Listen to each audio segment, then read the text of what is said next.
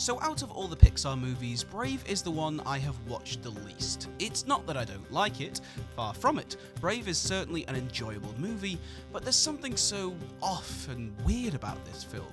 If you look at the film as a whole, everything about it is incredibly different to other Pixar movies. The director, the animation, and even the story just feel very different to Pixar's usual lineup. Hello, I am the Average Critic, and let's talk about Brave, Pixar's weirdest movie. So when researching this movie, I wasn't surprised to find this film had two directors, with Brenda Chapman conceiving the project, but eventually sadly was replaced by Mark Andrews after some creative disagreements with John Lasseter. You can tell this film had two different directors, as the tone of the movie shifts constantly. Sometimes you think you're watching a classic Disney princess story, and in one sense it has a classic Pixar twist of doing something a little bit different. One of the things I absolutely love about this movie is the character of Merida. It's so refreshing to have a badass, strong female lead, and I think for young girls and women, it's great to see it on screen. But as much as Merida is easily one of my favourite Disney princesses, the story of her character is what lets this movie down a little bit.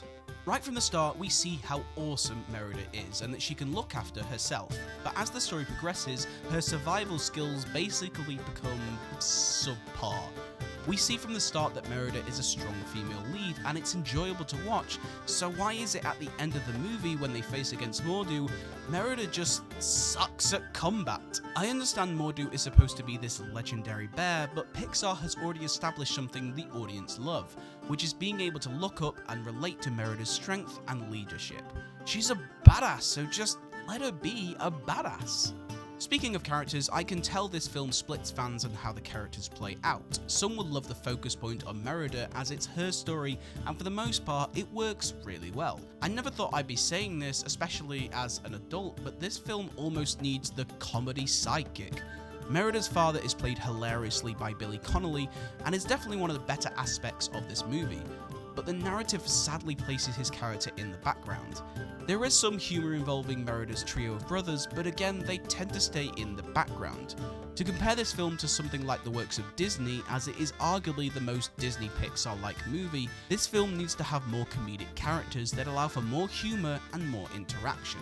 Tangled has characters like Maximus and Pascal, Moana has her pet rooster Hey Hey, and Aladdin had the genie. Here, direct from the lamp, right here for your very much wish fulfillment. Thank you. Whoa. It's a classic pantomime storytelling, where your lead character is the main protagonist and the story is about them, but your supporting character are what makes the film more enjoyable to watch and becomes more memorable. Sure, you could argue the humour comes after, spoilers, Merida's mum transforms into a bear, and to be fair, for the most part, it is actually really funny. But her mother turning into the bear just feels so left field. It is very hard to describe why this comes from nowhere. This film feels like Aladdin but in reverse. Instead of following Aladdin, we follow Jasmine, but what if Jasmine had never met Aladdin, Abu, or the genie? The film would kinda be boring. No offense, Jasmine. How could you?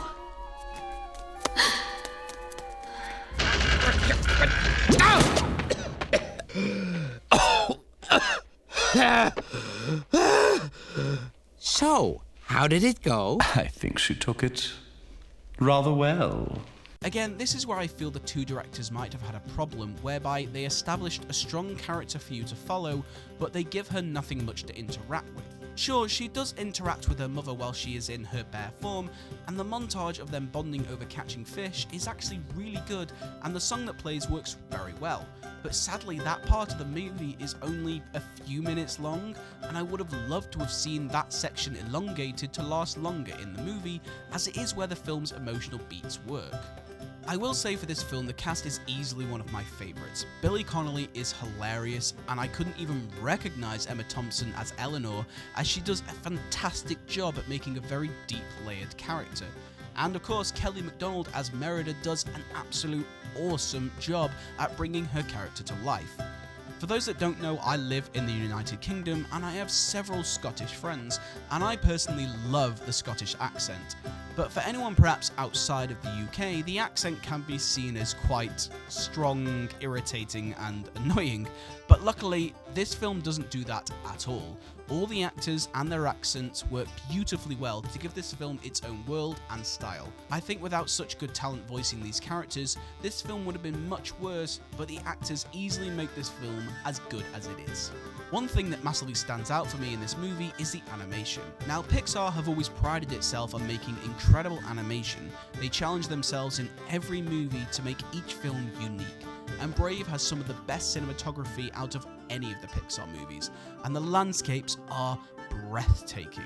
There's a beautiful montage of Merida climbing a waterfall, and the opening of her shooting arrows on horseback is super awesome, and I love it. But I don't know if this had anything to do with the two different directors, but every now and then some of the animation in the human characters look very plastic-like and they fall very flat. Merida, for the most part, looks great. Her frizzy hair is so funny, it looks awesome, but in some shots, her face and her eyes just look like she's a toy in the Disney store. Eleanor as well, for the most part, her character animations look really flat. It might just be because she's not as interesting to look at compared to Merida and Fergus, but I just know Pixar can do better. They have done human character stories in the past with films like The Incredibles and Up, and those characters looked infinitely better than this. Again, for the most part, it looks really good, but I can't help but feel that some shots were done when they were deciding on who was directing this movie, and they probably had no one to oversee everything. If you look at any behind the scenes footage of any Pixar movie, you can see how the directors are such perfectionists. When they're giving feedback on their movies, it's so exact. And I just seem to think that Brave had a great idea with great characters, but just had no one to lead it to a great film. I really feel like I'm talking about this film so negatively, but I do really love this movie. Similar to something like Cars, it's just a little disappointing because Pixar have always set such a high standard in the past.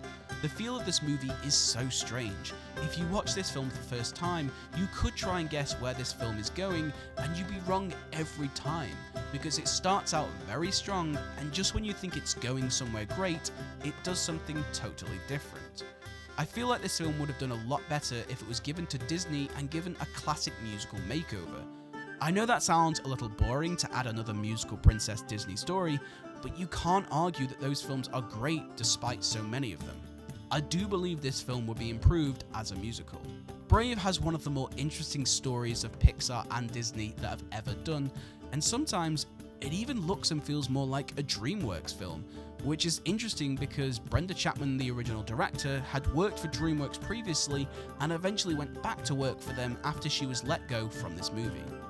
This film does remind me of a DreamWorks film, and not a good DreamWorks film like How to Train Your Dragon or Kung Fu Panda, more like an average, boring one like Shrek the Third, where you know it's good and you want to love it, but if they change a few things, it could be improved so much more. But Brave, for the most part, is a really enjoyable movie. If it was the last film on the planet, I would not be disappointed at all. It gave us one of the best female characters ever, a composing soundtrack, a good enough story, great cast, and animation that, for the most part, is really good. So it gets my professional rating of 7 out of 10. But it gets my personal rating of 6 out of 10. I do actually prefer the first Cars movie to this. I feel the emotional payoffs are stronger in that movie than in this, but overall, Brave is a fun time and you will not be disappointed. So thank you for joining me in this video. This review was really hard to do as this film has always been on mind on how it ranks and how I feel about it. So tune in next week when we get to talk about Pixar's first prequel, Monsters University. If you enjoyed this video, please leave a like, subscribe, and ring the notification button so you don't miss any of my videos as I do weekly videos. If you want to know what I get up to in my personal life, you can follow me on Instagram and Twitter. Thank you for watching, and I will see you all in the next one.